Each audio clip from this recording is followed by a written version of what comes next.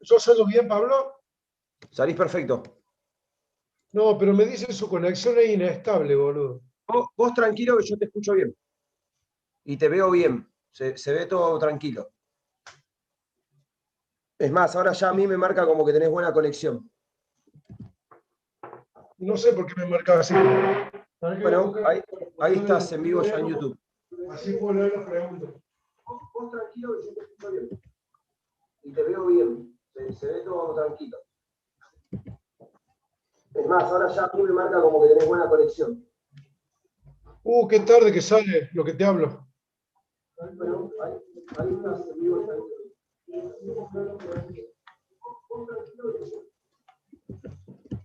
Bueno.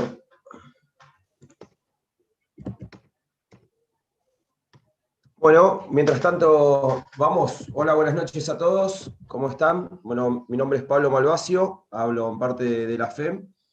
Hoy vamos a estar en la segunda parte de la charla del entrenamiento de la velocidad, condiciones generales, con Federico Rossi. Así que Fede, bueno, nuevamente acá, después del éxito de la primera charla que diste, la gente muy contenta. Tuvo más de 1000 visitas en la primera parte.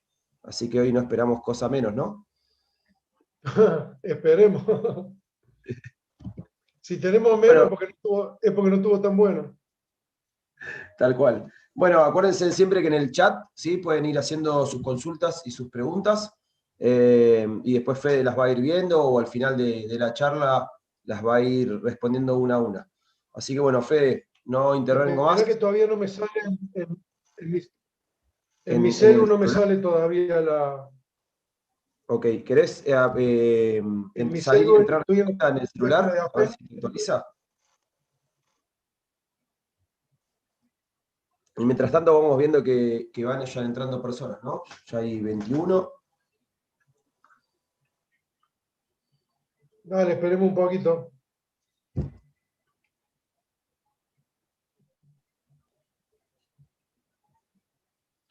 Vos cualquier cosa avísame. Bueno, mientras tanto, todos los que se están Ahora conectando y sí. a ver esta charla, les comentamos que Federico Rossi va a ser uno de los disertantes principales de lo que va a ser el módulo 2, que el módulo 2 va a entregar la certificación de entrenador nacional de natación, ¿sí? De esta nueva triple carrera universitaria bautizada por la FEM, realizada en estudios universitarios IMCA, avalada por la Confederación Argentina de Deportes Acuáticos, y ahora en la última presentación se sumó la Secretaría de Deportes, que no es poca cosa, a través del Ministerio de Turismo y Deportes. Esta triple carrera universitaria cuenta con 3 módulos. El módulo 1 ya arrancó, Fede, arrancó la semana pasada, un éxito total, la verdad que nos quedamos muy, muy contentos.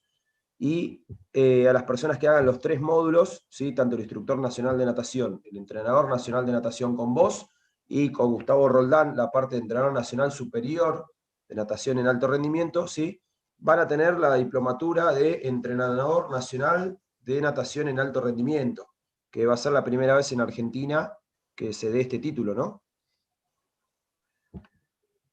¿Querés contarle, Fede, un Sí, la poquito, me verdad que sí. estás conectando, cómo va a ser el Que módulo tenga el 2? aval universitario, no solamente que le da mucho prestigio, sino que le da mucha utilidad. Y bueno, esperemos que nuestra disciplina tenga una categorización verdadera, como tienen el resto de las disciplinas deportivas de Argentina. El básquet se maneja muy bien con eso. Vos tenés distintas categorizaciones que te habilitan a dirigir determinadas categorías. Entonces, nada, si pudiéramos nosotros a través del tiempo ir en esa dirección, la verdad que sería fantástico. Tal cual. La verdad que sí, sí, además es ¿Cómo algo estoy que saliendo, Pablo, bien? sí, venís saliendo bien. Y ahí ya se va conectando gente, Carlos Joaquín Bianchi, Osvaldo Acuña, desde el Chaco, Agustín Rashid, desde Mendoza, Jorge Nazo, desde Uruguay. Bueno, le contamos también a toda la gente que está que la triple carrera universitaria está abierta a todo el mundo. O sea, como es 100% online, si vos sos de Uruguay, de Chile, Ecuador, México, ¿por qué no de Europa? Y tenés ganas de hacer la carrera, podés escribirnos y podés empezar a cursarla. Bueno, Fede, ahora sí le metemos, le vas a meter para adelante. 45 personas ya hay conectadas y se van sumando más. Así que bueno, Fede, todo tuyo, Sí, muchos éxitos. esperemos un ratito más que se sume Esperamos un más ratito gente, más. porque la primera parte de la charla está muy interesante Bien. y bueno, me gustaría que haya más gente conectada. Esperemos un ratito más que se está sumando la gente. Sí, olvídate. Bueno, mientras Eh, les contamos a la gente que en el módulo que vas a estar vos como disertante a cargo, hay varias materias muy interesantes, ¿no? Las voy a ir leyendo, así no me olvido de ninguna. Una es el entrenamiento de dale. la técnica infanto-juvenil. Si Después, querés, voy sí, explicando de qué se trata cada una. dale, dale, vamos con la primera entonces. Entrenamiento de la técnica 2 infanto-juvenil. Y el Un entrenamiento abrazo infanto-juvenil. grande a Mati Acosta, un amigo, a Jorge también, que lo veo ahí que está saludando.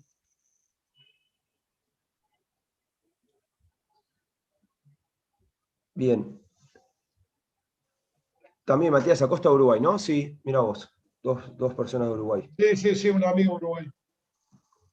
Después Con tenemos, Mati bueno, estuvimos, sí. con Mati estuvimos juntos en el Mundial de Doha.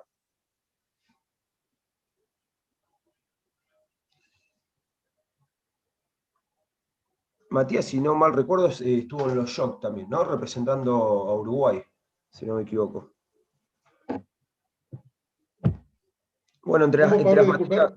entre las materias, Fede, que estábamos hablando, está entrenamiento de la técnica infanto-juvenil y entrenamiento en general, ¿no? De esas categorías, que me parece bastante importante, ¿no? Es un tema a tocar que les va a servir a todos los alumnos. ¿Qué nos puedes contar al respecto de esta materia mientras se sigue sumando más gente?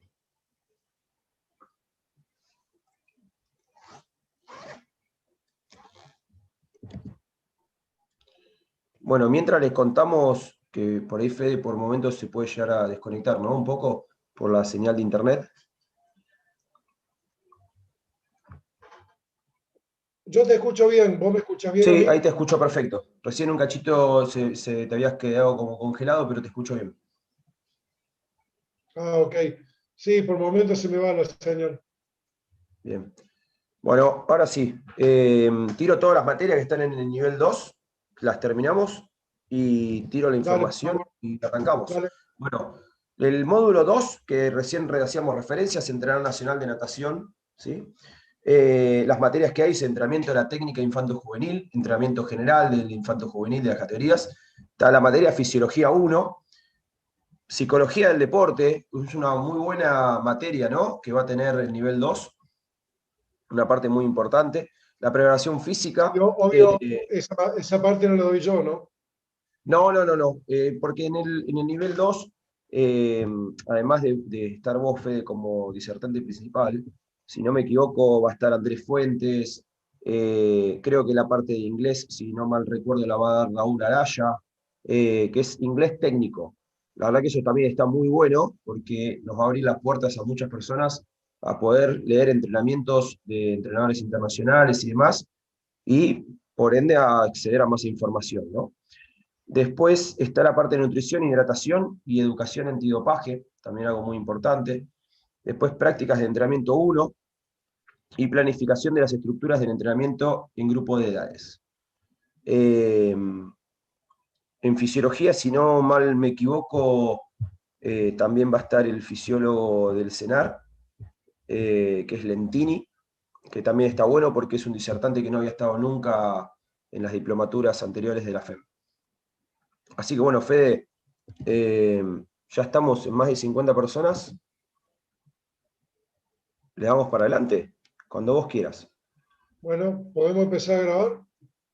Sí, ya está en vivo, así que Fede, cuando vos quieras, muchos éxitos y acá me quedo a un costadito. Bueno, bueno, gente, buenas noches. La clase pasada habíamos hablado de los condicionantes de la velocidad. no habíamos hablado de la forma de entrenarla. Una cosita les quiero contar. Cuando terminó la charla, a los 2 días o 3 días, no me acuerdo, me llamó por teléfono un amigo, Gustavo Langone, entrenador de River, y estuvimos como debatiendo o intercambiando algunos conceptos respecto a la manera de entrenar la velocidad y algunas de las cuestiones que yo había manifestado en la charla. Entonces se dio como de tema de debate la cuestión de la aceleración, buscar la mayor aceleración posible en el menor tiempo posible en esa franja, digamos, de 6 segundos, 7 segundos, que es la franja del sistema anaeróbico aláctico, y tratar de buscar ahí la máxima velocidad. Entonces Gustavo me decía que había distintas estrategias para encarar la prueba de 50 metros, y que no necesariamente era una condición única buscar la máxima aceleración posible en la primera parte de la prueba. Y que claramente las características de los nadadores también son determinantes a la hora de identificar qué estrategia va mejor para cada nadador. Bueno, claramente en las pruebas de 100 no se puede lograr la máxima aceleración en los primeros 6 segundos, porque es una estrategia de tratar de buscar tener un final de prueba donde realmente se define la prueba con cierta reserva de energía. Y después hay otra cuestión que tiene que ver, ¿a qué voy con esto? Comparto este concepto, comparto que hay distintas estrategias, si bien a nivel internacional y a nivel de élite mundial no se especula en ninguna parte de la prueba, y mucho menos los nadadores que son muy explosivos y que tienen una buena salida, que tienen un buen nado subacuático y que ciertamente pueden hacer una diferencia en los primeros 15, 16 metros de la prueba, buscando justamente lograr la máxima velocidad de aceleración antes de los 20 metros o 18 metros, pero está claro que hay nadadores que tienen determinadas características y distintas estrategias, ¿no? Entonces, a raíz de esta charla que tuve con Gustavo, que duró bastante tiempo y que fue muy enriquecedora para mí, y que justamente, a ver, el sentido de estas charlas no es que tenga exclusivamente un sentido comercial. A ver, está claro que tanto la FEN como yo intentamos generar la mayor cantidad de interés posible en esta diplomatura, y a partir de esta charla, o de escucharme a mí, o de que les guste la forma en que yo puedo transmitir las cosas, que está claro que tiene una dirección concreta, es la de justamente generar disparadores para estas cosas, ¿no? Que después de esta charla, todos los que estamos presentes, salgan de acá preguntándose cosas, discutiendo algunos conceptos que yo puedo estar dando. No necesariamente compartir lo que yo digo, porque la visión es mi visión desde mi experiencia como entrenador, desde compartir determinados conocimientos con otros entrenadores, pero claramente esto no es un dogma, y que creo que todos coincidimos que para llegar a un objetivo en esto del deporte no siempre 1 más 1 es 2, hay muchos caminos para llegar a un objetivo, y parte de estos caminos tienen que ver con identificar cuál es el mejor programa de entrenamiento para mi equipo, a partir de ahí cuál es el mejor programa de entrenamiento para las condiciones que yo tengo de trabajo, y fundamentalmente, y lo dejo tercero no porque sea lo menos importante, sino porque esto tiene una secuencia. A partir de las características que tiene mi equipo, a partir de las características de los medios que yo tengo entrenamiento, cómo adaptar todo esto a las necesidades de cada uno de los nadadores, porque bueno, este es un deporte individual. Entonces, nada, la idea justamente es generar este tipo de debates que de acá ustedes se vayan pensando, que cotejen los conceptos que tienen ustedes respecto, en este caso, al entrenamiento de la velocidad, y a partir de ahí que tengan la posibilidad de decir, bueno, estoy identificado con esta forma de trabajo, estoy en las antípodas de esta forma de pensar, o esto me aporta y me suma a un concepto que yo puedo tener respecto a lo que es el entrenamiento de la velocidad. Acá yo le dejo algunas consideraciones previas. Esto lo hablamos mucho la clase pasada, ¿no? Que la velocidad, además de entrenarla, que obviamente potencialmente no alcanza con ser un buen velocista, si no se manifiesta a la hora de entrenar y a la hora de competir. No hay ninguna capacidad que sea tan determinante desde lo genético como la capacidad de la velocidad. No se puede entrenar a un nadador que no tiene condiciones genéticas fundamentalmente en sus tres tipos de fibra, y qué predominancia tiene cada uno de estos tres tipos de fibra, las fibras medias, la fibra lenta y la fibra rápida. Y a partir del entrenamiento intentar que estos porcentajes cambien, porque eso ciertamente no existe, es imposible. Por lo tanto, el factor genético es clave para entrenar la velocidad. Y cuando hablo del componente neuromuscular, incluyo la capacidad de la coordinación, que si bien es una capacidad entrenable, mucho tiene que ver con cuestiones genéticas y fundamentalmente cómo ha sido el trabajo en las edades infantiles, cuando a partir de encontrar cuáles son las fases sensibles para entrenar todo lo que tiene que ver con el aparato neuromuscular, que se encuentra muy permeable en esa etapa. ¿Qué incidencia tiene haber trabajado o no haber trabajado en un futuro en el entrenamiento de la velocidad? Cuando yo le decía justamente que no hay ninguna capacidad como la velocidad que tenga tanta incidencia de lo genético, es que los entrenadores que ya tenemos muchos años en esto, sabemos que el sistema circulatorio, todo lo que tiene que ver con la capacidad aeróbica,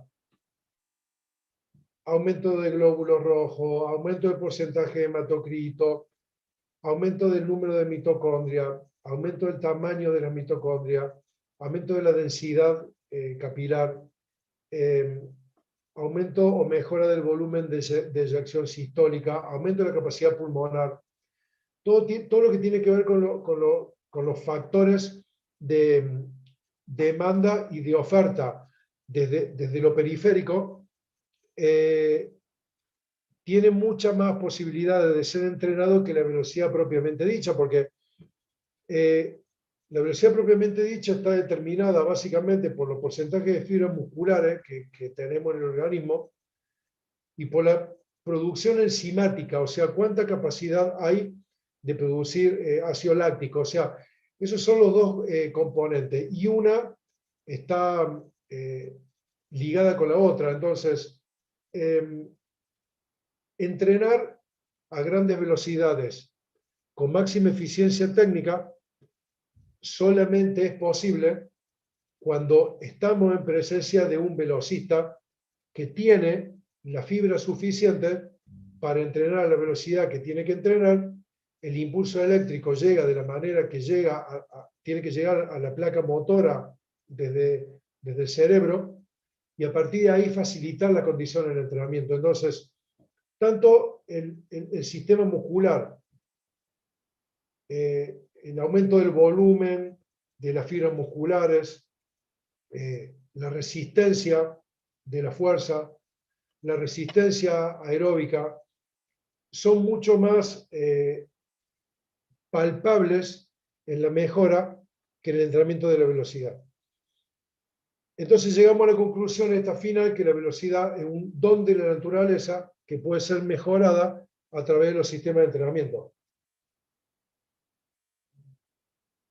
Un entrenamiento puede modificar el tamaño de la fibra, un entrenamiento puede modificar la capacidad de coordinación de la fibra, pero el entrenamiento lo que no puede modificar son los porcentajes de fibra, por lo tanto, a partir de ahí, la genética es indispensable. Esto es un repaso de lo que habíamos visto en la clase pasada, concretamente qué es la velocidad. La velocidad es una capacidad motora.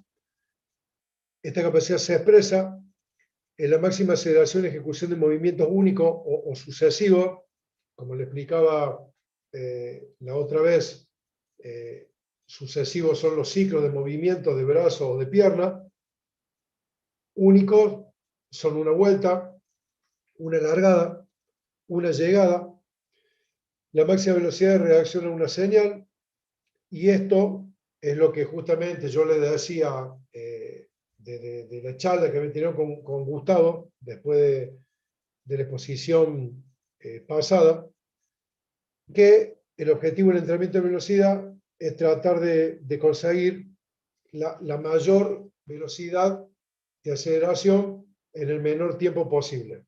¿Ok?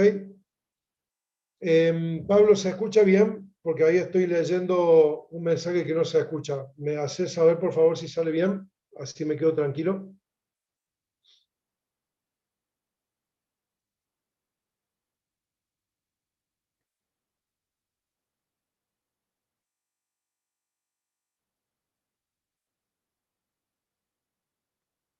O no sé si el resto está escuchando, me puede escribir, Sí, yo Fede, leo se acá escucha en el perfecto. teléfono. Se escucha bien, Fede. No se cortó en ningún momento, disculpa. No. Seguí tranquilo que viene bien. Bien, si se llega a escuchar, Pablo, me hace saber, por favor, así me quedo tranquilo, porque si no me Obvio. desconcentro ¿ok? Si no me desconcentro con los mensajes. Dale, listo, vos quedá tranquilo. Dale, gracias, Pablo. Ok, seguimos. La capacidad motora se expresa únicamente cuando se realiza el movimiento y no existen por sí misma, era lo que le decía recién. O sea, por más potencial que nosotros tengamos, las condiciones en que esa potencialidad se exprese son las que realmente determinan la eficiencia o no del entrenamiento de la velocidad. Bueno, perdón, listo, si se escucha bien, bárbaro. Muchas gracias. Esto también lo habíamos visto en la clase anterior, los factores biológicos de la velocidad y los límites de la entrenabilidad. Como les había dicho recién, los límites son claramente las condiciones genéticas y naturales que tienen los atletas enfocados en el entrenamiento de la velocidad. Y este punto final, que son los últimos dos párrafos que lo vimos en la clase pasada, la gran mayoría de los atletas y nadadores pueden ser entrenados para ser buenos atletas y nadadores de resistencia, pero muy pocos nacen para ser velocistas. Y bueno, yo le había puesto el ejemplo de que está claro, porque la especie humana, en términos generales, tiene una preponderancia clara de fibras de carácter oxidativo y fibras medias, y un muy poco porcentaje de la población humana tiene características de fibras rápidas. Sin embargo, en los eventos de natación, la relación de inscriptos de las pruebas de velocidad con respecto a las pruebas de fondo, de medio fondo, es de 10 a 1. o de 10 a 2, por cada 10 series de 50 libres, hay una o dos series de 1500. Entonces, yo analizando esto, llego a la conclusión que claramente entonces no tenemos la cantidad de velocistas que creemos que tenemos, sino que tenemos nadadores que no tienen ganas de entrenar, y entonces terminamos acomodando a nadadores sin condiciones para ser velocistas en entrenamiento de velocidad. Esa puede ser una variable.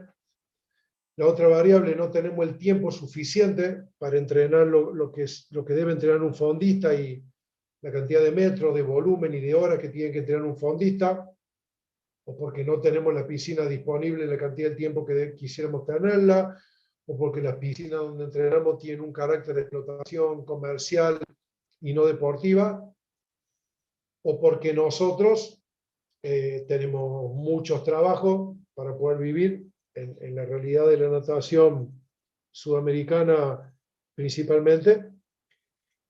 Y la verdad que levantarse todos los días a las 4:30 de la mañana durante muchos años de la vida de una persona, ciertamente es duro, y fundamentalmente cuando uno se despierta a las 4:30 de la mañana para ir a entrenar a las 5, o a las 4 de la mañana para ir a entrenar a las 5, y su jornada laboral termina a las 10 de la noche, con obligaciones familiares, obligación de padre, todos tenemos hijos, sean una conjunción de cosas, ¿no? Entonces, cuando analizamos esta realidad, ahí nos damos cuenta que, bueno, no tenemos la cantidad de velocistas que queremos tener, sino que tenemos nadadores que, bueno, no tienen las condiciones para entrenar lo que tienen que entrenar. Y esto lo vimos en la clase pasada, que cuando nosotros tenemos nadadores de resistencia enfocados en periodos de velocidad, en el momento que tienen que ser eficientes, o sea, nadar rápido y bien, no tienen las suficientes respuestas biológicas para poder dar eficiencia a lo que se está buscando. O nadan relativamente rápido con una mala técnica, o nadan con una buena técnica pero a velocidades bajas. Pero cuando se necesitan respuestas neuromotoras y de coordinación a partir de la demanda de los sistemas energéticos, esas respuestas no aparecen porque alguna de las dos variables no se encuentra. O no hay coordinación, o no hay cantidad de fibra, o una conjunción de las dos cuestiones. ¿Ok? ¿Cuáles son los componentes de la velocidad en natación? La velocidad de reacción, la velocidad de ritmo, la velocidad de locomoción y la velocidad de resistencia. Toda esta forma de entrenamiento tiene que ser entrenada de la misma manera. Hay que identificar cuáles son los entrenamientos para cada una de estas formas de componentes de la velocidad. Lo mismo que los componentes de naturaleza psíquica, que actúan de manera notable sobre lo fisiológico, fundamentalmente los niveles de activación, que es algo que vamos a estar viendo ahora, la importancia de identificar los tres centros, que son los que nos permiten estar equilibrados en los momentos de máximo estrés: el centro cognitivo, el centro emocional y el centro motor. Esto lo vamos a ver más adelante. Y la disponibilidad de componente bioquímico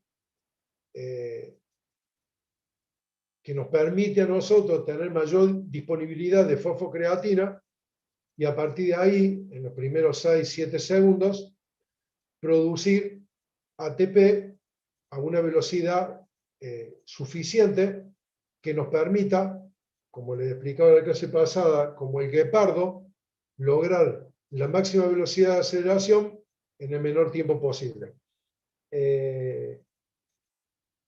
Esto obviamente, volviendo al principio de la charla, si bien influye las cuestiones tácticas y estratégicas con que se van a encarar una prueba, y esto voy a ser más específico en las diapositivas que vienen, es una cuestión clave también.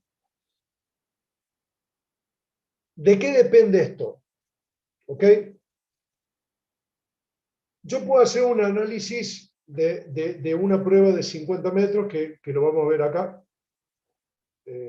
Algo que he aprendido de mi amigo Arison Silva. Arison Silva ha tenido 2 récords mundiales como entrenador. Récord mundial de Andy Govorov, hace poquito, hace 2 años, en 50 mariposa. Récord mundial con Felipe Franza, en 50 pecho. Ha sido además entrenador de Bruno Fratus, entrenador de César Cielo, una de las personas que más sabe de velocidad en el mundo, asesor del equipo olímpico de Japón para los Juegos Olímpicos de Tokio, y son algunos conceptos que he tomado de él, prestado para esta exposición. Obviamente que lo hablé con Arison y le pedí autorización, y él obviamente estuvo muy predispuesto a que yo los comparta, porque tenemos una buena relación de amistad. Pero no alcanza solamente con interpretar las demandas metabólicas de la prueba en sí misma. Es lo mismo analizar los componentes metabólicos de la prueba de 50, desde el metro 0 hasta el metro 50, sin tener en cuenta la cantidad de veces que se nada en ese torneo de esa prueba. Bueno, la verdad que no es igual. En un campeonato mundial o en un juego olímpico, para llegar a la final hay que nadar 3 veces. La parte más dura, a mí como entrenador me tocó 3 veces en 3 semifinales de mundiales diferentes, en el Mundial de Doha, en el Mundial de Windsor y en el Mundial de Budapest. La parte más dura es la de la mañana a la tarde. Ahí el filtro es complicado. De eliminatoria a semi, una vez que se pasa la semi, ya hay 24 horas de diferencia. Ahora en Tokio, por ejemplo, se van a dar la misma prueba en 3 días diferentes. O sea, se van a dar a la noche las eliminatorias, al otro día a la mañana la semifinal, y al tercer día a la noche la final. Entonces, competir en 3 días distintos la misma prueba tiene una demanda metabólica diferente. No nos vayamos a esto, porque esto claramente no es la media de los nadadores de nivel mundial. O sea, ni los nadadores con los que nosotros trabajamos de manera habitual. Pero en cualquier campeonato nacional, un nadador relativamente versátil que compite por puntos para nuestro equipo, o en el caso de los nadadores argentinos, que nosotros en los campeonatos sudamericanos competimos intentando ganar en Argentina en los campeonatos sudamericanos, y no tenemos tanta cantidad de nadadores. Los nadadores que suman muchos puntos compiten en muchas pruebas. Entonces, es lo mismo la demanda metabólica, independientemente de entender de qué se tratan los 50 metros. Cuando uno antes tiene que correr 50 metros a lo mejor de otro estilo que no era el estilo principal, 100 metros de la misma prueba, equipo de relevo de eliminatoria, equipo de relevo de finales, y uno termina compitiendo en 5 o 6 pruebas en 4 días, multiplicado por 2, eliminatorio y finales, termina siendo 10 zambullidas. En la preparación y en la estrategia de preparación, ¿alcanza con entender la demanda competitiva de los 50 metros en sí mismo? Bueno, no es lo mismo. Es lo mismo competir 4 días, por ejemplo, como nosotros en Argentina. La mayoría de nuestro equipo femenino es contratado por clubes de Brasil. No podemos privarle a nuestro equipo femenino, Virginia Barda, Macarena Ceballos, Florencia Perotti, Julia Sebastián, Delfina Piñatelo, bueno, casi todo el equipo femenino. No se le puede prohibir la posibilidad de que compitan en un nivel importante como el Campeonato Nacional Brasilero, que además son profesionales y cobran dinero en esos torneos. Entonces hemos articulado los torneos de manera tal que una vez que termine el Campeonato Nacional Brasilero, vuelven, están 3 días e inicia el jueves o el miércoles el Campeonato Nacional aquí en Argentina. Entonces es lo mismo la demanda competitiva cuando se corre 5 días en Brasil o 6 días en Brasil, 3 días de descanso y 4 o 5 días en Argentina, no es lo mismo porque termina siendo un ciclo de 2 semanas de competencia, porque entre medio ni siquiera alcanza a hacer recuperación completa, porque están los viajes, está el llegar acá, acomodarse, volver a viajar de la ciudad que llegas a la ciudad donde se haga el torneo acá. El tiempo de recuperación entre cada prueba es clave para entender la demanda competitiva. La separación entre los eventos, lo que les decía recién, por ejemplo, cuando uno hace el circuito Mare Nostrum, 2 días en Mónaco, 2 días de descanso, 2 días en Barcelona, 2 días de descanso, 2 días en Canet. No importa el orden va cambiando. Terminan siendo 10 días de competencia. Los 2 días del torneo, más 2 días de separación entre cada torneo, es una demanda competitiva muy importante. Entonces, además de entender cuáles son las características que tiene que tener el entrenamiento de una prueba de velocidad, hay que entender que la demanda competitiva no se centra solamente en esto, y por lo tanto, antes de empezar nuestro programa de entrenamiento, lo primero que tenemos que analizar va a ser cuál va a ser la demanda competitiva que va a tener nuestro nadador atendiendo a todas estas cuestiones A, B, C, D, E, y no solamente enfocarnos en la demanda competitiva de la prueba en sí mismo, porque de eso depende el volumen del programa de entrenamiento, la duración de la puesta a punto, cuánto de intenso van a ser los últimos días de entrenamiento, cómo se va acomodando un nadador a medida que va compitiendo y en qué evento de ese torneo nosotros queremos que tenga el máximo rendimiento. ¿Ok? Vamos ahora a la demanda competitiva según el análisis cinemático. O sea, el análisis cinemático divide la prueba de esta manera: de 0 a 15, de 15 a 25, de 25 a 35, de 35 a 45 y de 45 a 50. Según este análisis, Arison Silva propone, y estoy de acuerdo, esta manera de entrenar. De los 0 a los 15, yo le agregaría de 0 a 0,60, 0,63, 0,66 décima de segundo, lo que tiene que ver con el entrenamiento específico de la velocidad de reacción. Es clave.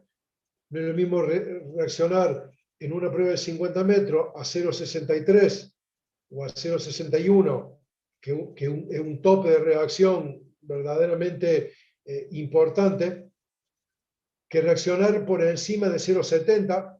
Hay una décima de diferencia. Ustedes saben que en un nivel muy competitivo, una décima de segundo en 50 metros pueden entrar 2 o 3 nadadores.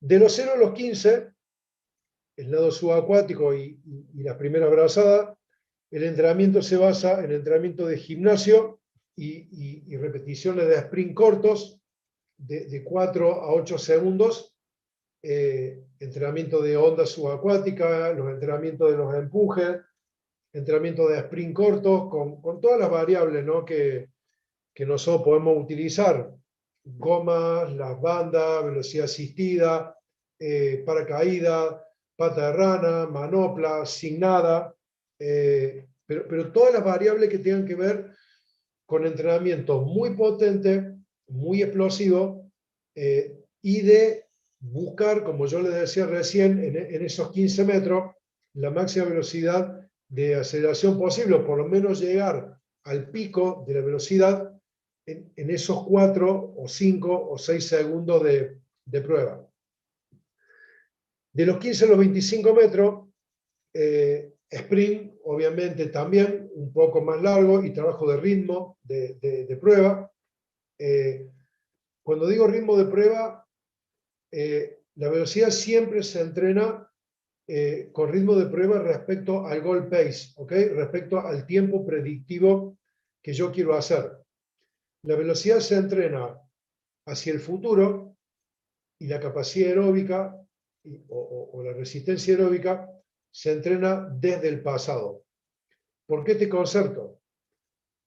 Porque yo no puedo, cuando entreno las capacidades aeróbicas, nadar por encima de los niveles de producción de lactato tolerables dentro de la célula muscular, porque ya me salgo de ese sistema y paso a otro sistema. Por lo tanto, mi referencia para entrenar la capacidad aeróbica son las evaluaciones y los tests que yo haya desarrollado antes, y en función de eso establecer los ritmos de prueba para cada serie.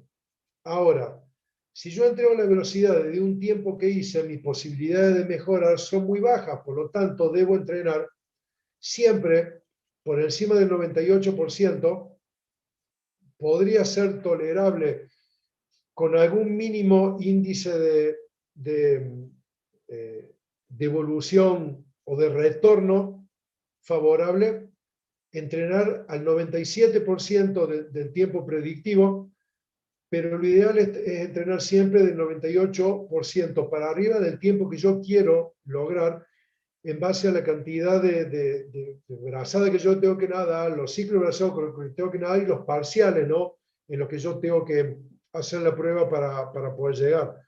Nosotros en la selección tenemos las tablas, los speed chat, que te marca, que eso lo desarrolló Bill Sweetenham cuando estuvo entrenando la selección de Gran Bretaña, para hacer determinado tiempo en los 100 metros de cada prueba, a qué velocidad tenés que pasar a los 10 metros, a qué velocidad a los 20, a los 30, a los 40, a los 50, a los 70, a los 80 y a los 90, para hacer ese tiempo en los 100. Entonces, vos te permite esto, entrenar las pruebas por partes y nunca entrenar por debajo del 98% de cada uno de los segmentos en función del tiempo que vos querés alcanzar. Entonces vos te vas a la tabla, no sé, 59 en 100 espaldas mujeres, y vos sabes que para hacer 59 en los 100 espaldas mujeres en pileta larga, el pase es 28.6. Si vos no pudiste hacer ningún entrenamiento en 28.6 a los pies, aunque sea solamente en una repetición de 50, ¿qué te hace pensar que en el momento de la competencia va a poder hacer 100 metros a 59? Entonces, se parte la prueba en 10 metros, en 20, en 30, en 40, en 50, acá en este caso está partida en 50 metros solamente, se toman los parciales y en función de esos parciales se establece el ritmo óptimo en el que hay que entrenar cada una de las pruebas. De los 25 a los 35 se produce la máxima potencia metabólica. Ese entrenamiento está concentrado en los trabajos de producción de lactato, o sea, esa franja entre los 25 y los 30 metros es entrenamiento exclusivo de potencia anaeróbica láctica, o sea, lograr las máximas tasas de producción de lactato. Ahora bien, la potencia, también debo entrenar entonces de los 35 a los 50 de acidosis sin perder eficiencia técnica, sin perder coordinación, buscando que cada ciclo de movimiento sea 100% efectivo, y de los 45 a los 50 se entrena cuando hacemos las repeticiones de la prueba completa, o sea, las repeticiones de 50, permanentemente insistiendo sobre la toma de decisiones con respecto a la llegada.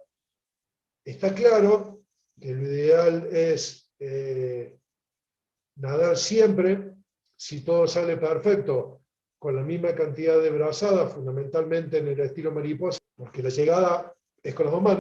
Muchas veces, inclusive en el estilo pecho, hay cuestiones que tienen que ver con la toma de decisiones. Cuando yo vengo aparejado con un rival, si es conveniente estirar con una brazada larga, porque ya tengo predeterminada la cantidad de brazadas que tengo que hacer, o hacer un movimiento corto, más veloz, y terminar tocando antes que mi rival. Entonces, esta parte ya es entrenamiento de toma de decisiones cada vez que entrenamos la prueba completa.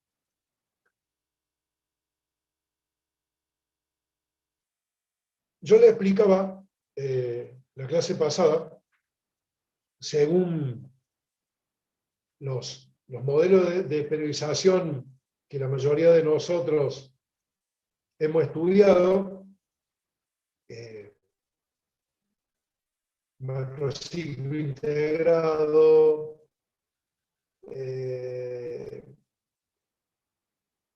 acumulación, transformación, realización, periodización tradicional.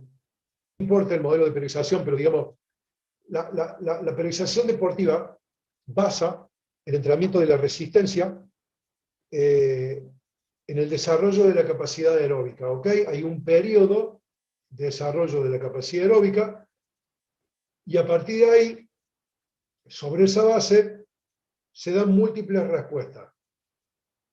¿Qué es lo que se busca? Una mayor recuperación entre entrenamiento anaeróbico y entrenamiento anaeróbico, tener un mejor final de la prueba, fundamentalmente la prueba de 100 metros. La mejora de la resistencia permite por añadidura aumentar la capilarización, ¿no? La densidad capilar, y por lo tanto a la célula muscular van a llegar mayor cantidad de nutrientes y van a liberar con mayor facilidad y mayor velocidad los componentes de desecho. En fin, nosotros a partir de la periodización, los distintos modelos de periodización que hemos estudiado, construimos la resistencia desde el entrenamiento aeróbico. ¿Qué propone Arilson Silva? Un modelo bioflexible en donde construye la resistencia desde el desarrollo de la fuerza. ¿Qué sostiene esta teoría? Que si yo mejoro el reclutamiento de fibras musculares, por ejemplo, si yo en un músculo tengo 100 fibras, pero normalmente entreno 40, mis respuestas a la demanda metabólica va a ser de 10. Pero si yo puedo activar mediante el entrenamiento en el gimnasio combinado con el agua, puedo reclutar en vez de 40, 60 fibras, las posibilidades de dar respuesta. Bioflexible es el nombre, María, que le puso Arilson Silva a este modelo de periodización que es propio, que desarrolló él con su equipo de fisiología. Así se llama el nombre, así como está macrociclo integrado, periodización tradicional, entrenamiento por bloque.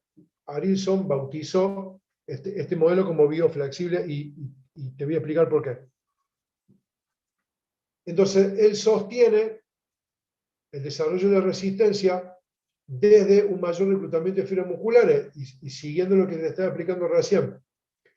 Y si en vez de lograr activar y tener despierta y latente y entrenada de la 100 fibra 70, las respuestas metabólicas van a ser mayores. Esa es la lógica. Entonces, se analiza la demanda metabólica, se entrena en un bloque, porque es flexible, porque cada uno de estos bloques puede tener de 2 a 4 semanas de duración en función de la separación de los eventos y en función de las necesidades de cada atleta. Pero cada bloque de estos tiene una duración entre 2 a 4 semanas. A partir de la prioridad del desarrollo de la fuerza, ¿sí?, se desarrolla la resistencia anaeróbica. La tercera etapa es una transferencia, él la denomina transferencia, pero no la transferencia que nosotros conocemos normalmente como transferencia, que ese periodo, digamos, de recuperación entre planificación y planificación, o entre programa y programa, sino que se trata de un tercer periodo, de una transferencia de lo que yo he trabajado de fuerza y de resistencia. La cuarta etapa es el desarrollo de la máxima potencia en el gimnasio y en el agua, y se compite. ¿Ok? Entonces son 4 periodos. En el primero, desarrollo de la fuerza; en el segundo, resistencia anaeróbica; en la tercera, una combinación de fuerza más resistencia con trabajo de rest place; en la cuarta, desarrollo de la potencia, y se compite. Entonces acá tendríamos, por ejemplo, si hubiera 3 meses de separación entre competencia y competencia, tendríamos 3 semanas en el primer bloque, 3 en la segunda, 3 en la tercera, 3 en el cuarto bloque, nos quedarían 12 semanas de entrenamiento. Competimos, en teoría debiera salir el mejor tiempo, o el mejor tiempo posible, de acuerdo al objetivo de ese bloque de entrenamiento, y 12, 8 o 16 semanas volver a competir otra vez, y en función de eso adaptar este programa de entrenamiento. Por eso María Daniela, se llama flexible, ¿ok? Porque te permite adaptar, de acuerdo al calendario de competencia, la duración de cada uno de estos bloques. Pero lo concreto y lo específico, y lo que diferencia la búsqueda de la resistencia, que en este modelo que propone Arilson, la resistencia se busca generarla del desarrollo de la fuerza, y en los modelos de periodización tradicional y los sistemas con los que la mayoría de nosotros nos manejamos, desde el entrenamiento aeróbico. Yo, por mi experiencia, me han dado buenos resultados los 2 sistemas. En el Mundial de Doha,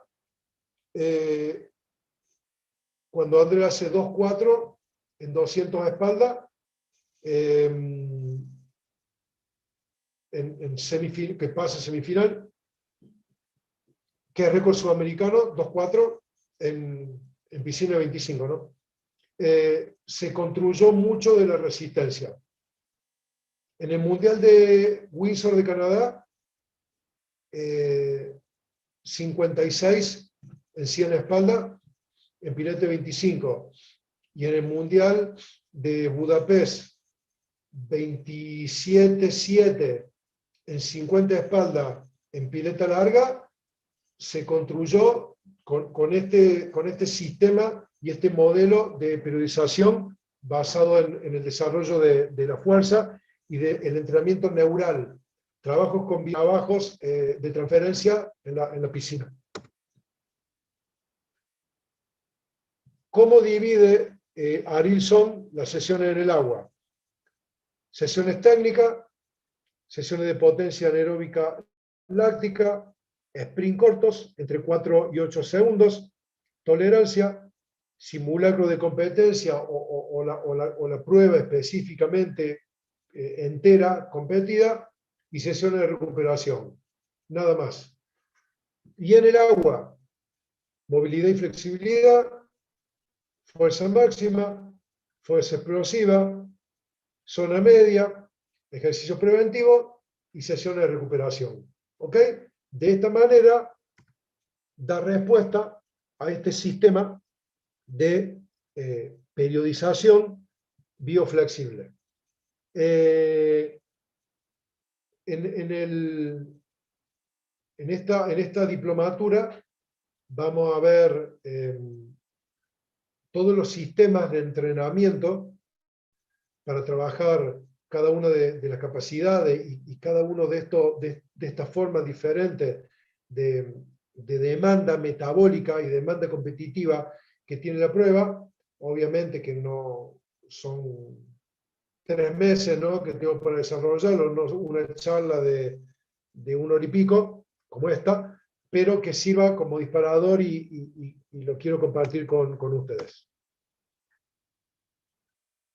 Es claro, ¿sí?, que nosotros tenemos un medio que es inalterable, que es el medio acuático, que nos ofrece una resistencia que es siempre la misma. Esa resistencia tenemos que ser capaces de vencerla a la mayor velocidad, con la mayor eficiencia posible. Por lo tanto, el concepto de resistencia tiene que ser clave en la comprensión del entrenador en su programa de entrenamiento y del nadador a la hora de entrenar. ¿Ok? Esto es lo que yo le explicaba recién, ¿no? Aumentando el reclutamiento de fibra mediante un trabajo neural, aumenta, por lo tanto, el nivel de respuesta a la demanda metabólica de la prueba esta, obviamente atendiendo, como yo le explicaba recién, que cuando yo me refiero a demanda metabólica, no hablo solamente de demanda de la prueba, sino la demanda que implica la cantidad de zambullida que yo tengo antes de la prueba principal, después de la prueba principal, y qué objetivo tengo yo con las diferentes pruebas que el nadador tiene que. ¿Qué implica, digamos, el concepto de reclutamiento muscular? Para que yo pueda aumentar el reclutamiento muscular, la intensidad de los disparos eléctricos en las placas motoras tiene que ser óptimo. Entonces, encontrar el punto, fundamentalmente en los trabajos de gimnasio, para que los trabajos sean explosivos, que la serie que yo proponga se desarrolle siempre a la misma velocidad, pero que a la vez sea un peso demandante, es una tarea que requiere muchas evaluaciones con personal que trabaje el entrenamiento en seco, que tenga este tipo de conocimientos si nosotros no lo tenemos, porque nosotros podemos entrenar muchas horas, mucho tiempo, muchas veces, muchos días, muchas semanas, para cansar a nuestros atletas, y eso no necesariamente significa que lo estemos entrenando para mejorar a nuestros deportistas. Por lo tanto, entender que las sesiones de reclutamiento muscular y de transferencia después en el agua deben ser absolutamente precisas, implica un trabajo multidisciplinario. Nosotros los entrenadores muchas veces queremos abarcar absolutamente todas las decisiones y debemos rodearnos de gente que trabaje estos conceptos en el entrenamiento en seco, que mida los pesos, que tenga la capacidad de identificar cuáles son los pesos ideales para mantener la velocidad, que mida la velocidad de ejecución, que mida la velocidad de empuje, la mayor intensidad de disparos eléctricos se da en los trabajos de contracción concéntrica, ¿ok? Entonces, identificar que los grupos trabajan de a pares. Cuando un grupo muscular tiene una contracción concéntrica, el otro par tiene una contracción excéntrica. A ver, esto es un trabajo, un ejercicio típico, ¿no? O sea, concéntrica del bíceps, excéntrica del tríceps, en el empuje del pectoral, ¿sí? Concéntrica del tríceps, ¿sí? en el momento que yo empujo, y concéntrica del pectoral, pero excéntrica del dorsal. Entonces, identificar cuáles son los músculos que tienen una contracción concéntrica es clave para determinar que la mayor intensidad en los disparos se da en esa fase, por lo tanto, debe ser la fase más explosiva. ¿Ok? Y esto tiene, para hacerlo más complejo todavía y más demandante, un sentido, una mejoría y una ganancia si toda esta mejora metabólica tiene relación después con la eficiencia de nado, porque he visto muchísimos nadadores o muchos entrenadores que no se explican por qué teniendo tantas ganancias en el gimnasio no se ve manifestada de la misma manera la ganancia en el tiempo en la pileta, porque la combinación de los trabajos de mejora de la fuerza solamente en nuestra disciplina deportiva tienen relación si la técnica de nado es eficiente, si los patrones de movimiento cíclico son eficientes y si la coordinación no se pierde a pesar de todos los factores de interferencia que hay a partir de los productos de desecho que genera esta demanda metabólica. Nosotros tenemos 4 fases diferentes en los ciclos de brazada: la entrada, el agarre, el tirón, el empuje. Para que haya una transferencia entre lo que yo le estoy diciendo y los trabajos del gimnasio y los trabajos específicos del agua, cada una de estas partes tiene que ser entrenada por separado, y en función de entrenar estas partes por separado está la ganancia del entrenamiento de la capacidad kinestésica. Identificar qué velocidad y qué presión requiere cada una de estas fases. Está claro que la fase de agarre no se hace a la misma velocidad que la fase de empuje, ni está claro que la fuerza que involucra pectoral, dorsal, antebrazo en isometría, no es la misma fuerza que se utiliza en el empuje final de la brazada, que corresponde casi con exclusividad a la fibra posterior del deltoide, pero fundamentalmente al tríceps. Entonces, en la fase en donde yo involucro mayor grupo muscular, claramente tengo más posibilidades de ejercer fuerza sobre la resistencia que me ofrece el agua, y en la fase que me ofrece la posibilidad de utilizar menos grupos musculares, lo que tengo que buscar es una máxima velocidad de aceleración y de transferencia a la fuerza que he ganado en un principio. Esto lo hemos visto a la velocidad de reacción. Estos son los componentes que también, no hace falta que le explique yo, lo determinante que es tener una buena largada, ¿no? Está claro que es determinante en notación tener una buena largada, no solamente desde de la implicancia que tiene el tiempo final, sino de lo psicológico.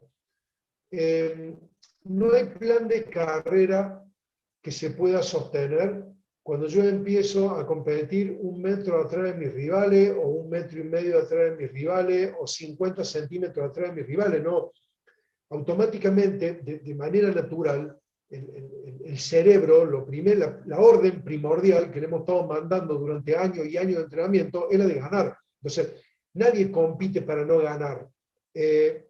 Entonces, cualquier estrategia de carrera pierde sentido en el momento que yo respiro la cabeza y mi rival está en 1 metro delante mío.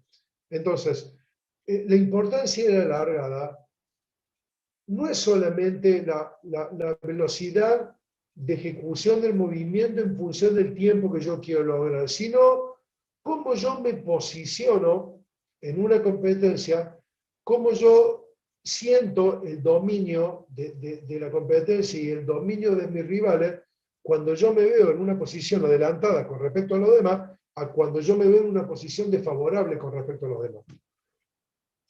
Entonces, atendiendo a estas cuestiones, o sea, está claro lo importante que es la largada, la velocidad de reacción tiene que ser entrenada, la fuerza con que nosotros nos despegamos del cubo o de la pared en la espalda tiene que ser entrenada, la trayectoria del vuelo tiene que ser entrenada, la posición del cuerpo de streamline al entrar al agua tiene que ser entrenada, la trayectoria y posición del cuerpo, las dos cosas combinadas en el nado subacuático, y la intensidad de los primeros movimientos de onda con las primeras una o dos brazadas. Entonces, cada uno de estos aspectos son los que inciden en tener una buena largada, tiene que ser entrenado de manera separada. Entonces, claro, ¿no? Cuando uno por ahí se pregunta por qué tenemos tantas horas los entrenadores de natación, los chicos dentro del agua, bueno, ahí, como yo le decía la clase pasada, hablo con los entrenadores de ciclismo, los entrenadores de atletismo, y dicen, pero ¿por qué los nadadores están tanto tiempo en el agua para competir 20 segundos, 25 segundos, 27 segundos? Bueno, por esto, por todas estas cuestiones. La velocidad de reacción entre el estímulo auditivo y el momento que el nadador abandona en el curso, en el diplomado les voy a dar mucho entrenamiento para desarrollar la velocidad de reacción. La excitación de la señal, ¿sí? La señal óptica es más lenta que la acústica. La velocidad de reacción en las salidas de una prueba corta previa, la presión de los pies sobre el taco de partida, la extensión previa de la musculatura de la... Esta combinación es lo que permite aumentar la fuerza y la velocidad de contracción de los músculos en el momento del impulso de la salida. Y le agregaría, con respecto al centro de gravedad, los ángulos de inclinación límite que me permita, obviamente, sin caerme el agua, empezar en una posición favorable con respecto al empuje. La velocidad de reacción, dentro de todo lo que se puede mejorar la velocidad, es la que más se puede mejorar, entre un 10 y un 18% de base, pero en algunos casos hasta un 40% se puede mejorar. ¿Ok? Acá le pongo algunas combinaciones, entrenamiento en seco, carrera de sombra, multisalto, combinación de salto, carrera partiendo de diferentes posiciones, en el agua sprint de 5 a 10 metros, sprint de diferentes posiciones de flotación, todos los ejercicios con enfoque técnico en la mejora de la partida. Nada, muchas de las cosas que vamos a trabajar en este diplomado. ¿Cuáles son las cualidades de la velocidad? La velocidad en la ejecución del movimiento. La frecuencia de nado, el nivel del sistema nervioso central, la flexibilidad es clave para una buena eficiencia técnica y ofrecer menor superficie rosa articular, la elongación, la ley de distensibilidad, o sea, si yo tengo una banda elástica, mientras más estirada esté, más poder contráctil tiene, la fuerza muscular, la aptitud para liberar energía, la técnica y la velocidad cíclica, independientemente de la velocidad acíclica. ¿Ok? ¿Por qué digo la velocidad cíclica independientemente de la velocidad acíclica? Porque, por ejemplo, en el estilo crawl, yo puedo desarrollar los movimientos cíclicos del tren superior a una velocidad y eso no implica que yo tenga la misma relación de cantidad de patadas con respecto a un ciclo de brazada. De hecho, en el estilo crawl, yo puedo trabajar con 8 patadas por cada ciclo de brazo. Por lo tanto, esta combinación es clave. Tiempo de este plan bioflexible, por favor. Y como le dije recién, son cada bloque de 2 a 4 semanas, dependiendo de las características, ¿no? Metodología y principios de entrenamiento de velocidad. Estos son algunos principios clave para entrenar velocidad. Entrenar la partida siempre, las pruebas comienzan ahí, no trabajar la partida solamente la puesta a punto o un par de semanas antes del torneo. Ejecutar los ejercicios de manera aislada y de manera conjunta, brazo por un lado, pierna por el otro, y después juntos. La eficiencia para competir rápido hay que entrenar rápido, por lo tanto el entrenamiento de la velocidad no es recomendable, mucho volumen a baja intensidad. Evitar la monotonía de las sesiones, el sistema nervioso central se agota rápido. Colocar los trabajos de velocidad en los días apropiados del nadador para ese día dar lo mejor de sí mismo, y por lo tanto nuestro programa de entrenamiento debe permitir que el nadador llegue fresco a la sesión de velocidad, no solamente física sino mentalmente. Series similares a la de competición y fundamentalmente, como les dije, buscando el tiempo predictivo y la intensidad máxima, pero sin superar el umbral de fatiga, porque me puedo quedar a mitad de la serie, con la mitad de serie sin hacer, sin tener la posibilidad de seguir desarrollando la velocidad. Por eso los descansos tienen que ser apropiados, y la relación de trabajo más descanso es clave en el entrenamiento de la velocidad. Características de las sesiones: dominar la técnica en la máxima eficiencia, intensidad al máximo nivel posible, variar las intensidades, los descansos, como les decía recién, tienen que asegurar no superar el umbral de fatiga. Las pausas cortas acumulan producto anaeróbico, por lo tanto, eso va a implicar que a lo largo que la serie se vaya desarrollando, yo voy a bajar mi velocidad de metros. Pausas completas aumenta el nivel de la cualidad de la velocidad. Los periodos de reposo deben comportar actividad muscular de baja intensidad, lo que va a permitir una mayor velocidad de recuperación. El número de repeticiones y de cada serie, obviamente, está en función del nivel del nadador, y el aumento de la tensión conduce a una mejora de rendimiento. ¿Por qué? Mayor cantidad de fibras musculares tiene relación directa con la tensión que el nadador ponga en la técnica y en la eficiencia. Cuando nosotros nos hacemos nadar bien a los chicos, lo primero que te dicen los chicos: uy, me duele todo, ¿sí? Cuando vos buscas máxima eficiencia, que los agarres sean como tienen que ser, que se involucren los grupos musculares que se tienen que involucrar, y que la eficiencia sea al máximo nivel de compromiso neural posible, lo primero que te dicen los nadadores: me duelen los músculos de nadar bien. ¿Por qué? No porque se usen músculos que no se hayan utilizado, sino que combinar una eficiencia técnica con un nivel óptimo de fuerza se llama entrenamiento neural, y esto hace que se recluten mayor cantidad de fibras musculares. Por eso te duelen las fibras que se empiezan a romper y que tenían en desuso. Entonces todos los entrenadores sabemos que cuando nosotros los hacemos nadar eficientemente a nuestros nadadores, al otro día le duele todo. O sea que involucrar un músculo nuevo en la técnica de crawl, no. El entrenamiento neural, la máxima concentración y la máxima tensión en la técnica trajo como consecuencia un mayor reclutamiento de fibras musculares.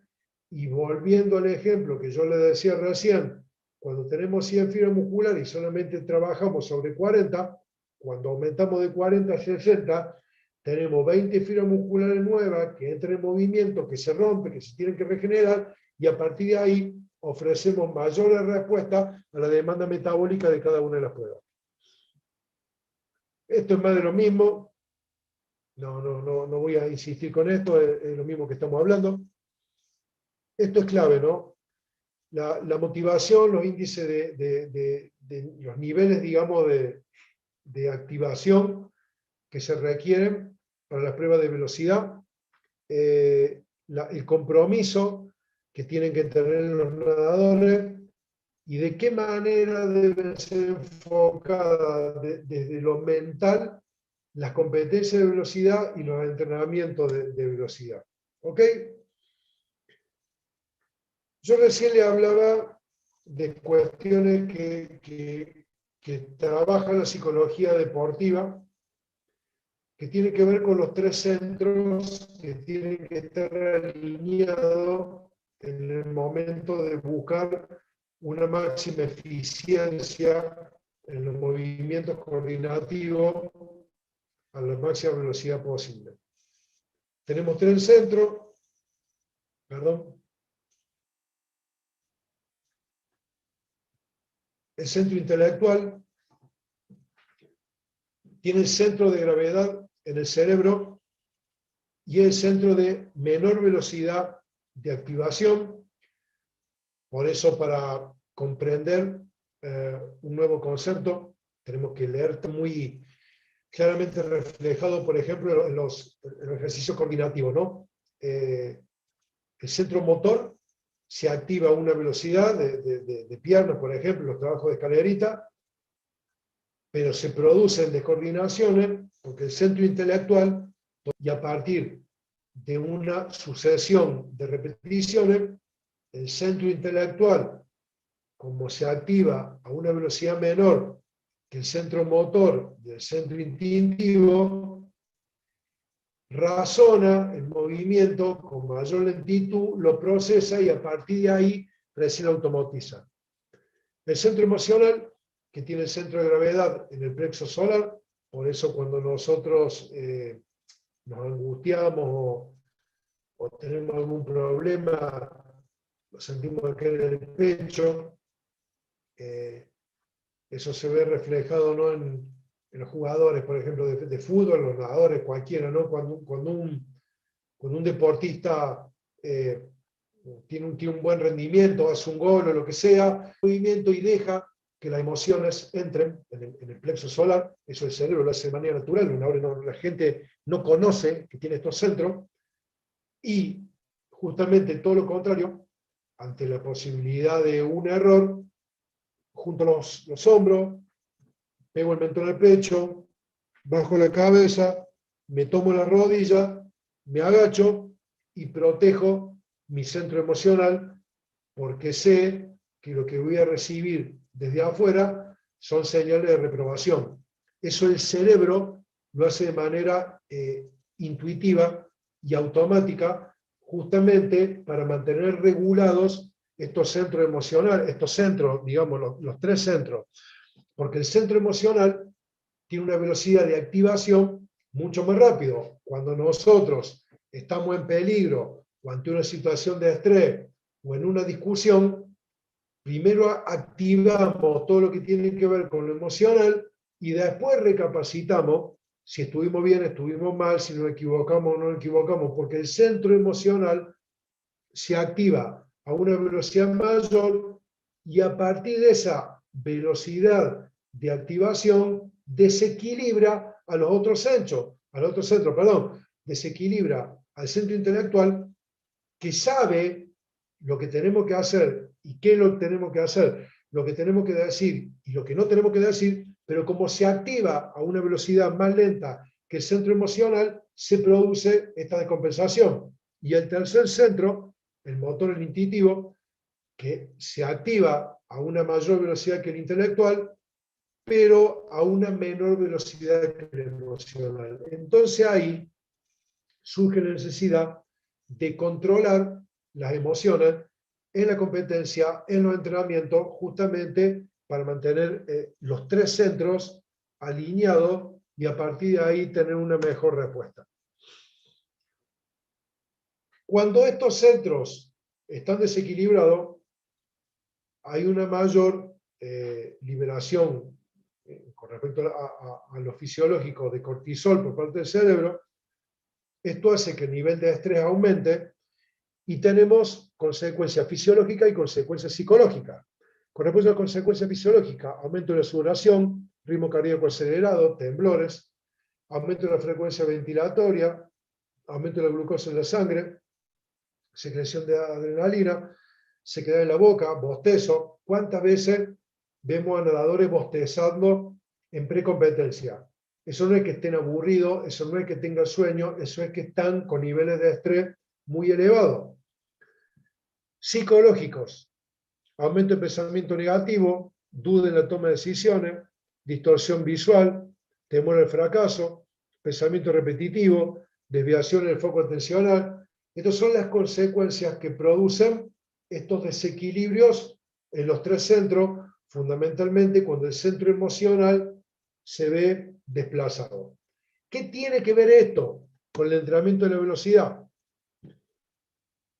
Esto se estudió con Asafa Powell, récord del mundo de los 100 metros llanos, 9.74. Cuando yo les digo a ustedes rápidamente un atleta de 100 metros llanos, lo primero que van a decir ustedes es Usain Bolt. ¿Por qué? Por los rendimientos de Usain Bolt en los torneos donde tiene que rendir como tiene que rendir, fundamentalmente en los Juegos Olímpicos y en los Mundiales. ¿Cómo se estudió el caso de Asafa Powell? Que a la salida de los torneos más importantes, un Juego Olímpico o un Campeonato Mundial, donde tenía pobres actuaciones, a la semana hacía un récord del mundo en un torneo de menos nivel.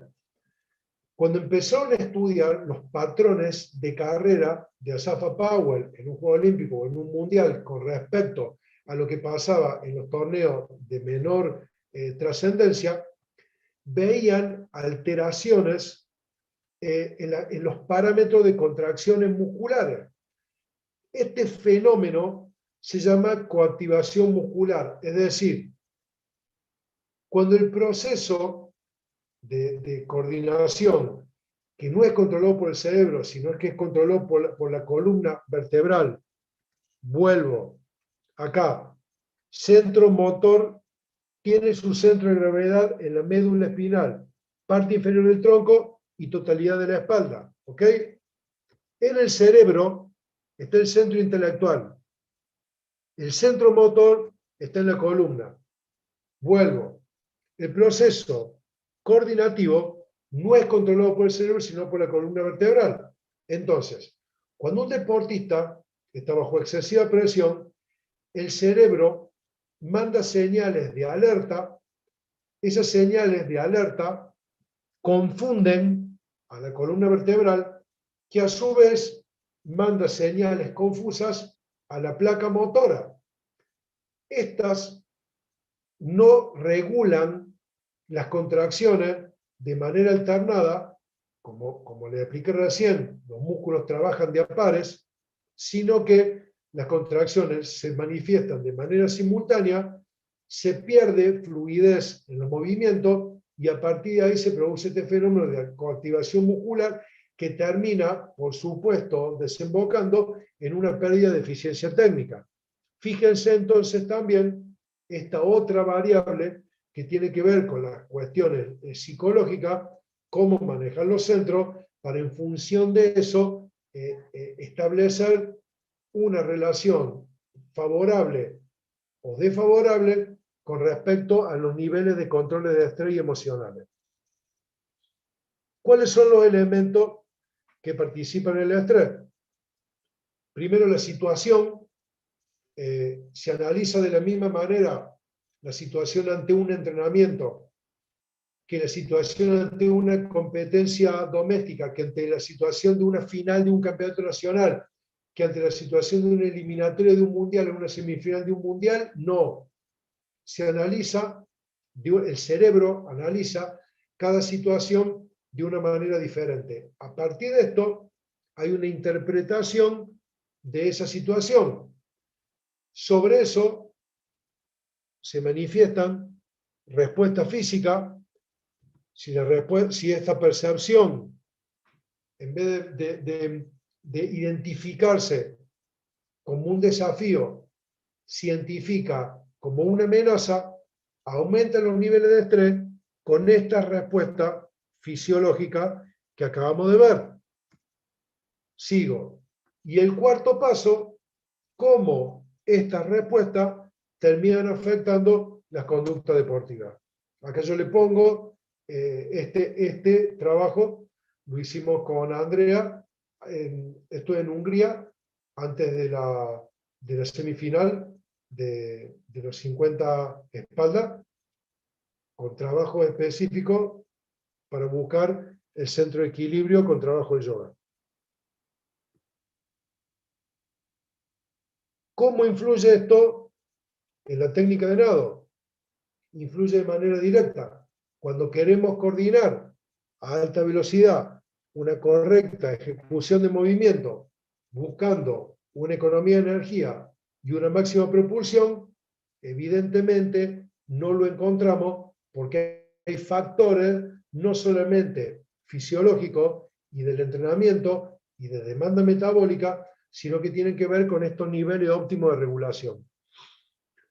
Cambio entre relajación y tensión muscular, esto es clave en la natación, la tensión y la relajación de los músculos propulsivos en tensión con relajación de los músculos que no tienen ninguna incidencia en los movimientos propulsivos implican un menor gasto de energía.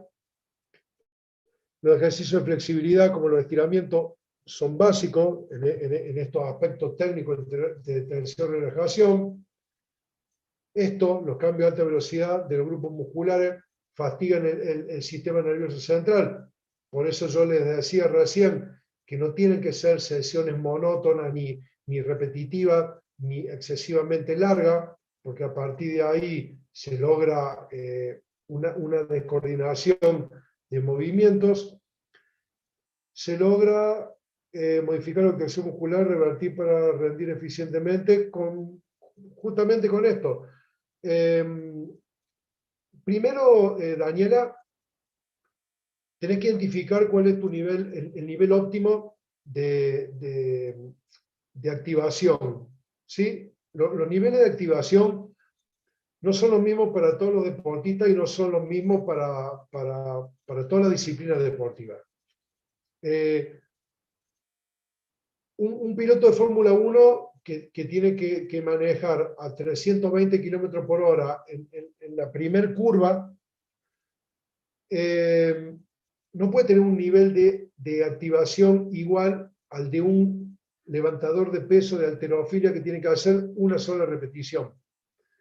Imagínate un piloto de Fórmula 1 que tenga los mismos niveles de activación que un levantador de pesa, con su frecuencia cardíaca por las nubes, con repeticiones cortas, evocando imágenes agresivas. Bueno, lo más probable es que en la primera acelerada pase por arriba de todos los autos y termine en la tribuna.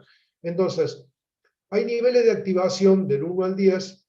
En la natación hay una coincidencia que el nivel de activación óptimo estaría entre 6 y 7.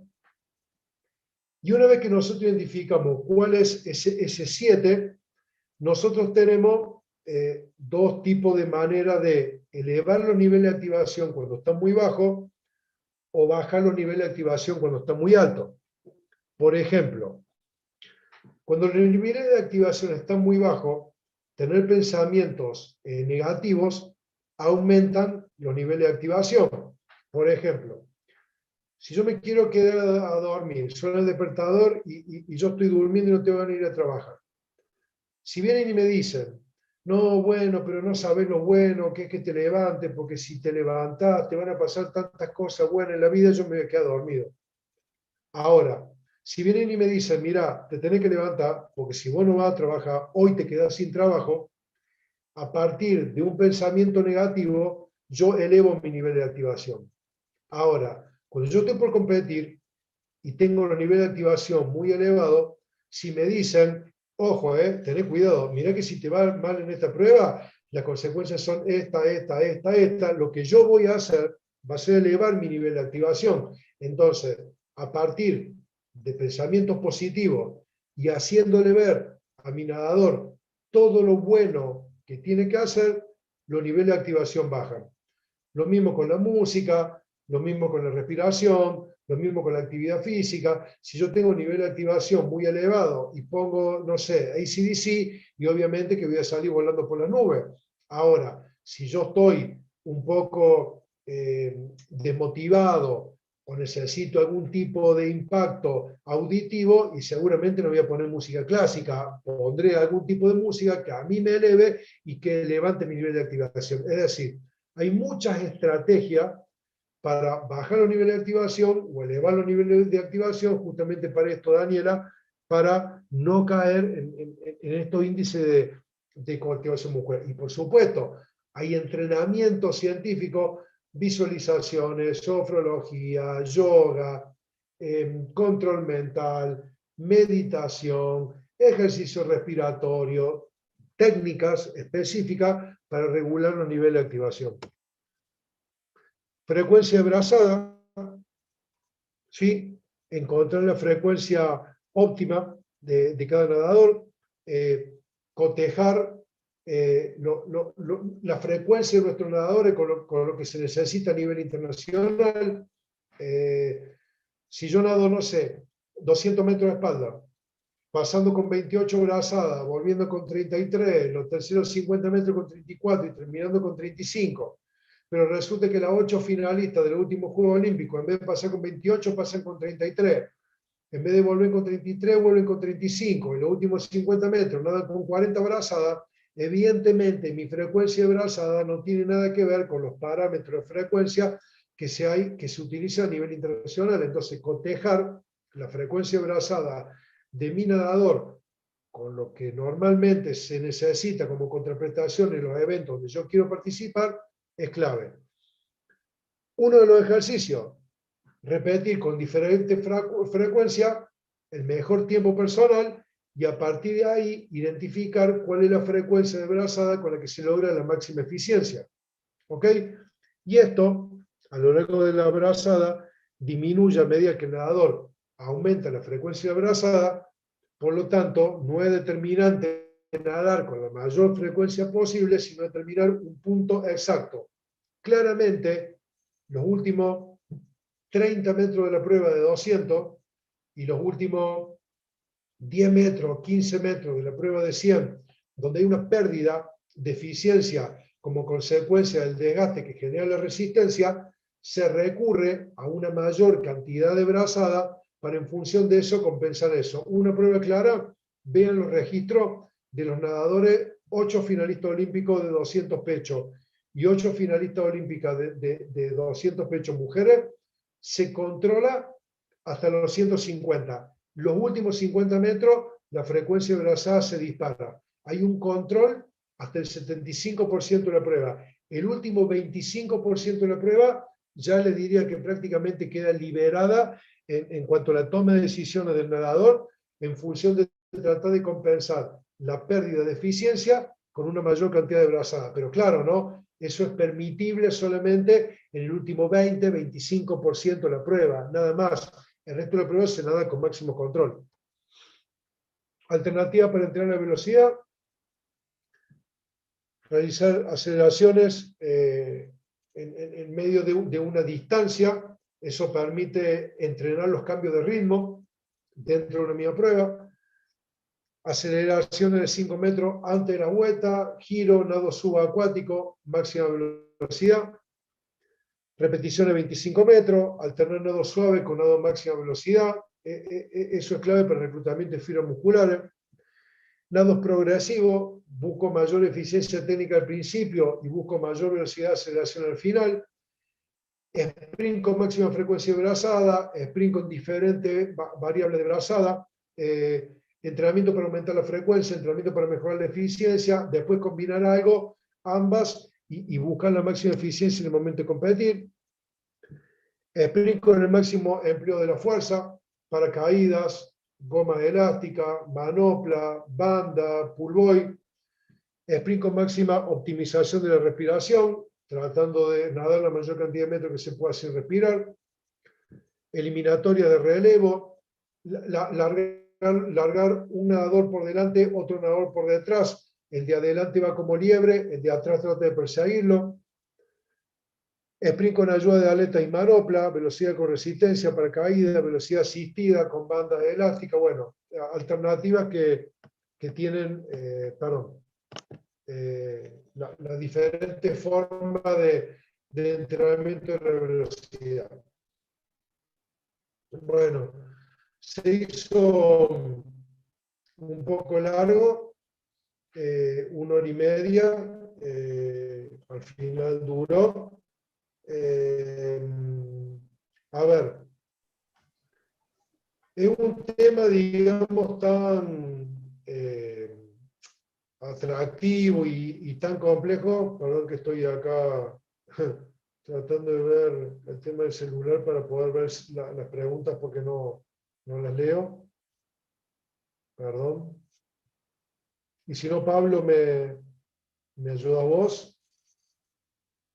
Sí, por supuesto, Fede. Ahí va.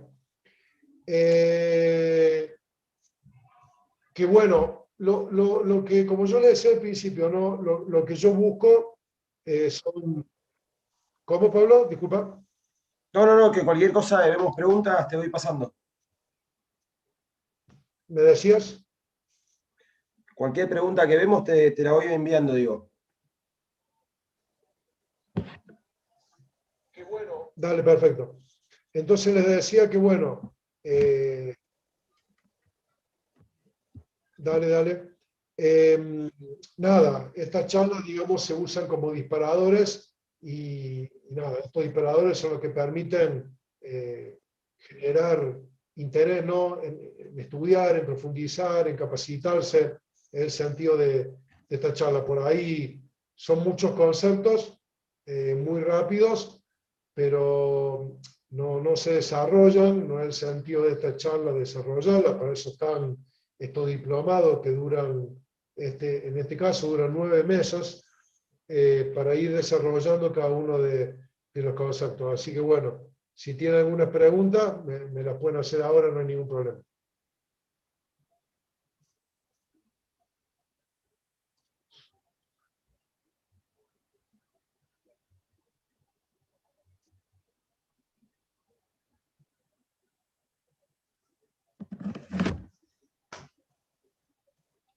Ahí te escucho, Pablo, ¿eh?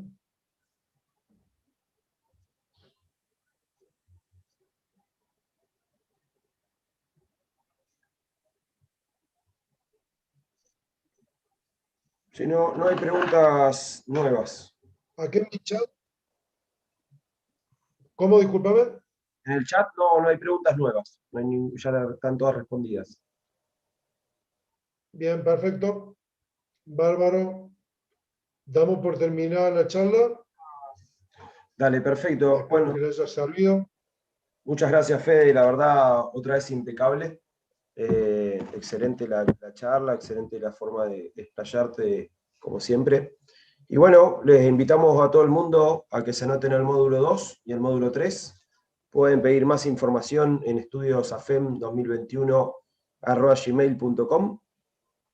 Como así también nos pueden seguir en las redes sociales de AFEM Argentina, en Instagram y en Facebook. Y si querés pasarle Fe es tu red social, así también pueden consultarte cualquier duda, pregunta o consulta sobre el módulo 2, ¿no? Que vas a Sí, estar... sí, en mi Instagram pueden escribirme ahí, no hay ningún problema. En mi canal de YouTube también hay muchos videos que le pueden servir. Así que me pueden seguir en los canales de YouTube, en mi canal de YouTube, suscribirse ahí. Y en Instagram me pueden escribir las preguntas que tengan, yo las puedo responder. Y las otras que sean específicamente de acá de la triple carrera universitaria, los comunicaré con Estudios AFEM para que a partir de ahí ellos evacúen las preguntas. Ahí hay una pregunta de Matías, si no me equivoco, que dice, Fede, a grandes rasgos, ¿qué mejoras o diferencias, si las hubo, tuvo la carrera de Andrea en Budapest en la eliminatoria a la final de 27.96 al 27.80. No, la motivación, la posibilidad de tener cerca la oportunidad de tener ahí a mano la final de un campeonato mundial. Fue muy rápida, digamos, esa semifinal. En realidad, con ese tiempo, 27.80, es prácticamente imposible que hasta fuera una final en un mundial. Sin embargo, anduvieron muy rápido con Anastasia Fesikova, que Anastasia Fesikova en los Juegos Olímpicos de Río había sido medalla de plata en los 100 o en los 200 y bronce en los 100. Nada, creo que eso, la buena preparación, específicamente tuvo una mejor largada. Los 15 metros fueron en 6.3, o sea, 6 segundos 3 décimas, eso fue muy bueno. Tuvo la segunda mejor largada del mundial. La velocidad de reacción también fue muy buena, fue 0.56. En la espalda se reacciona un poco más rápido que en mariposa, en pecho y en crawl, pero así todo fue muy buena. Pero bueno, se quedó sin final. A esa prueba la di muchas veces y hasta los 35 venía prácticamente a ritmo de récord del mundo. Después les puedo mostrar una foto de la línea roja de récord del mundo y cómo venía hasta los 35. Pero bueno, esa mañana, a la mañana después de la eliminatoria de los 50, se tuvo que quedar hasta el final, tipo 1 del mediodía, a competir en el relevo, en la 4x100, 4 de estilo mixta, que esa posta era muy buena también, de hecho quedó novena, no entró en la final por un puesto, y terminó influyendo un poco a lo mejor en la recuperación. Pero nada, creo que esos trabajos que yo te mostré de yoga influyeron positivamente para que el entorno no modificara ninguna cuestión coordinativa ni deficiencia técnica. Y bueno, la verdad es que he hecho una buena preparación. Creo que el sistema de periodización que se eligió para ese torneo fue muy bueno. Pero bueno, Andrea no solamente tuvo buenos rendimientos en la espalda, pileta 25 y 50 libras en pileta de 50, acá en Argentina. De hecho, es la nadadora más rápida de la historia de la natación argentina. Tiene los dos récords absolutos en pileta de 25 y récord absoluto en pileta de 50. Así que nada, claramente tiene características de velocista. Pero como hizo en el Mundial de Doha, 2.4 en 200 de espalda, ¿no? Que es un tiempo muy bueno también.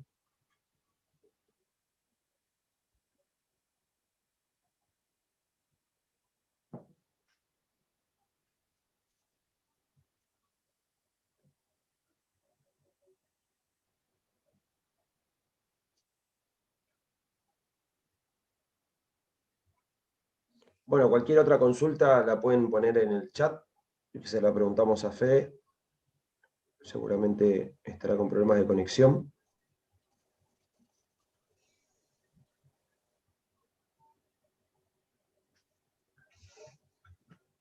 Sí, por ahí se pierde un poco la señal. Pero la clase salió bien. Salió perfecto, la verdad, buenísimo, no se cortó en ningún momento. Por momentos amagaba a cortarse, pero se escuchó todo perfecto. Bueno. Así que bueno, Fede, nada, no te quitamos más tiempo. La verdad, en nombre de toda la comisión directiva de AFEM y todo el Instituto INCA, te agradecemos esta exposición. Los esperamos a todos en el módulo 2. Excelentes 2 charlas, quedan grabadas en el canal de YouTube, así las pueden revivir. Y cualquier consulta, como dijimos antes, la pueden hacer a estudiosafem2021@gmail.com, a las redes sociales nuestras de AFEM Argentina, en Facebook e Instagram, y si no, también lo puedes hacer a tu red social personal, ¿no, Fede? Sí, sí, por supuesto. A mi cuenta de Instagram me pueden mandar ahí, seguirme por ahí y en mi canal de YouTube también. Bueno, gracias Agustín, gracias Matías. Bueno, muchas gracias. Bueno, Bueno, gracias Johnny de Ecuador. Saludos a la gente de Ecuador también. A la gente conectada de otros países, bueno, muchas gracias por estar. Bueno, gente, un abrazo grande para todos. Bueno, nos estamos viendo. muchas gracias.